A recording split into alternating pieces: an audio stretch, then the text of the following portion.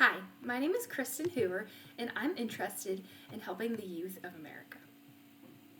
Do you care about the future of America? The health of our next generation is in your hands. Children have unique health needs that must be tended to as they rapidly grow and develop. Bill H.R. 952, the Kids Access to Primary Care Act of 2023, is a promising step in the right direction. Over 38 million of our children are currently enrolled in Medicaid.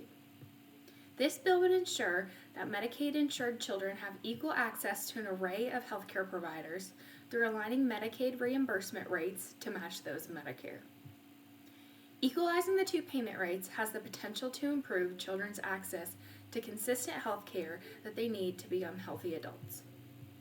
Vote yes for Bill H.R. 952. Vote yes for America. Thank you.